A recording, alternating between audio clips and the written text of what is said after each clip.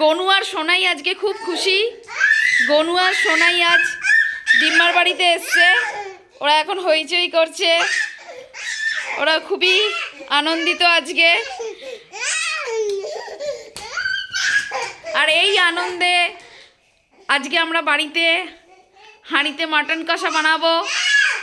তো আর সেই ভিডিও আপনাদের সঙ্গে শেয়ার করার জন্য নিয়ে চলে এসেছি। তো আপনারা থাকুন। Hello friends, welcome to my channel Sannal blogs. আজ আমি চলে এসেছি একটি দারুণ স্বাদের রেসিপি নিয়ে। তো মটন কষা তো আপনারা সবাই বাড়িতে বানান, আজকে আমি হাঁড়িতে মটন কষা বানাবো। তো তার জন্য আমি এখানে কি কি নিয়েছি দেখুন। আমি এখানে 700 গ্রাম রেয়াজি মটন নিয়েছি। এটা ভালো করে ধুয়ে এর মধ্যে অল্প ভিনিগার আর সর্ষের তেল দিয়ে ম্যারিনেট করে রেখেছি। এখানে চন্দ্রমুখী আলু, প্রত্যেকটা আলু 2 পিস করে কেটে নিয়েছি। আর কি নিয়েছি, এখানে নিয়েছি গোটা গরম মশলা, যেমন গোলমরিচ, তারপর এলাচ আর দারচিনি। এখানে নিয়েছি আমরা শিলনোড়ায় বেটে নিয়েছি মশলা। এখানে 2টো শুকনো লঙ্কা মাঝারি সাইজের, আর 100 গ্রাম আদা আর 2 কোয়া রসুন একসঙ্গে শিলনোড়ায় পেস্ট করে নিয়েছি। আর দেখুন এখানে পেঁয়াজ বাটা নিয়েছি, এখানে নিয়েছি পেঁয়াজ কুচি, এখানে 2টো বড় সাইজের পেঁয়াজ কুচিয়ে নিয়েছি। এখানে আছে কয়েকটা গোটা রসুন কোয়া, আর নিয়েছি একটা বড় টমেটো লম্বা লম্বা করে কেটে নিয়েছি। আর এখানে আমি ধনিয়া পাউডার ব্যবহার করব, তো ধনিয়া পাউডারের প্যাকেট নিয়েছি। তো আমি এই রেসিপিটা পুরোটাই সরিষার তেলে বানাবো, কারণ এতে মটনের স্বাদটা আরও ভালো হবে। আর আমি এখানে আর কি কি অ্যাড করব, হলুদ গুঁড়ো, লঙ্কা গুঁড়ো, নুন আর সামান্য চিনি আমি এই রেসিপিতে অ্যাড করব। তো নেক্সট স্টেপে ফিরে চলুন। হাঁড়িতে সর্ষের তেল গরম করে আমি একে একে সব গোটা গরম মশলাগুলো দিয়ে দিয়েছি। এবার আমি এক এক করে পেঁয়াজ কুচি, গোটা রসুন এবং টমেটোগুলো দিয়ে দিচ্ছি।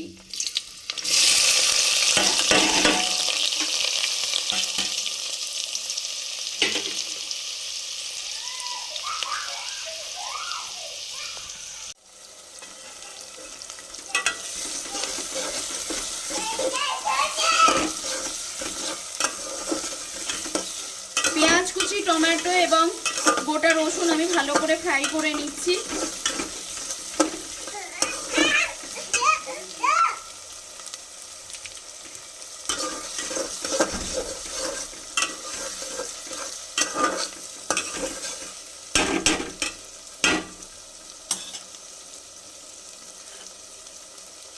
এবার আমি পেঁয়াজ পেস্টটা দিয়ে দিচ্ছি।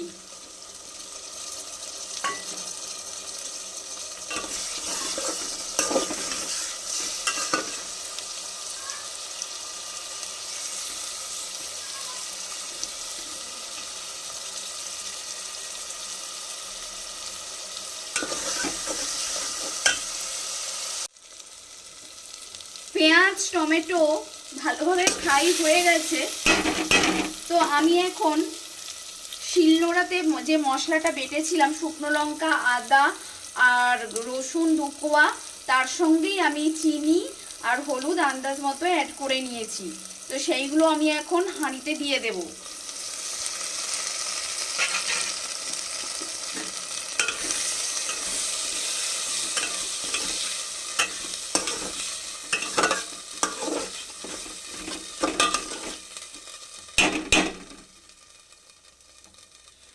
কড়াইতে তো মটন খেয়েছেন, এবার আজকে হাঁড়িতে মটন কষা আমি বানাচ্ছি। দেখুন কত সুন্দর রং এবং স্বাদ দুটোই কত ভালো হবে। আমি একটু ধিমে আঁচে করে নিচ্ছি যাতে মশলাটা পুড়ে না যায়। ফিরে আসছি।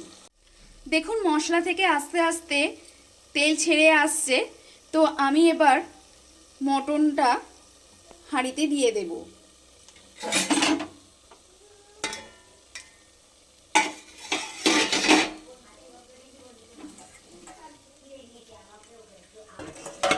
আমি সব মটনটাই দিয়ে দিলাম হাঁড়ির মধ্যে। এবার আমি মটনের সঙ্গে মশলাটা ভালোভাবে কষিয়ে নেব।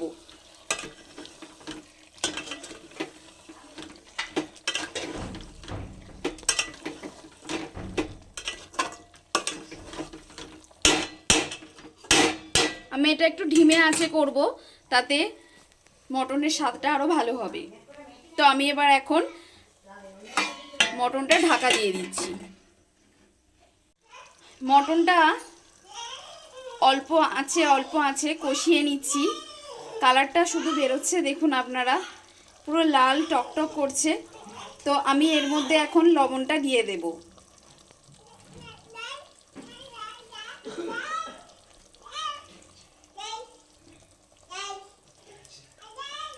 আন্দাজ মতো নুন দিয়ে দিলাম। এর একটু পরে আমি আলুগুলো মটনের সাথে দেব। নুন দিয়ে আমি ভালো করে এখন মটনটা নাড়াচাড়া করে নিচ্ছি। দেখুন মটনটা আমি অল্প আঁচে সেদ্ধ করে নিচ্ছি। কি দারুণ একটা কালার আসছে, ওয়াও!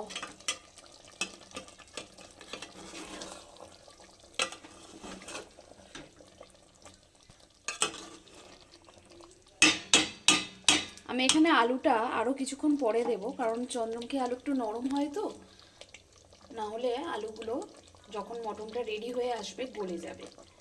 তো এইভাবে আমি অল্প অল্প করে আঁচে মটনটা ভালোভাবে সিদ্ধ করে নিচ্ছি।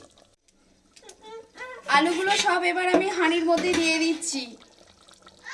সব আলুগুলো হাঁড়ির মধ্যে আমি এখন দিয়ে দিলাম। এবার ভালোভাবে নাড়াচাড়া করে নিচ্ছি মটনের সঙ্গে আলুগুলো।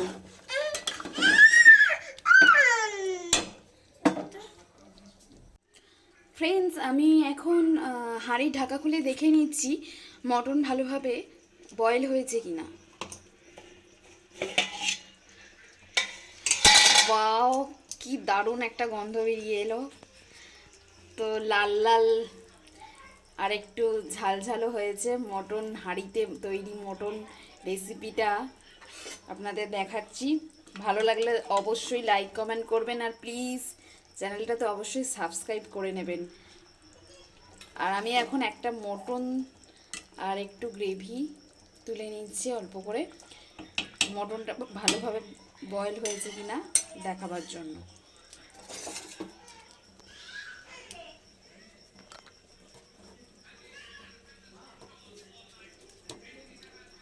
মটন ভালোভাবে বয়েল হয়ে গেছে। আমি এখন হাঁড়িটা ভালোভাবে ঢাকা দিয়ে দেব, আর গ্যাসের আঁচ আমি নিভিয়ে দিচ্ছি। তো আমার এই হাঁড়িতে তৈরি মটনের রেসিপি যদি ভালো লাগে তো অবশ্যই আমার চ্যানেলটা সাবস্ক্রাইব করে নেবেন, আর প্লিজ প্লিজ লাইক কমেন্ট করে জানাবেন। পাশে থাকবেন, সাথে থাকবেন। দেখা হচ্ছে অন্য একটি ভিডিও নিয়ে।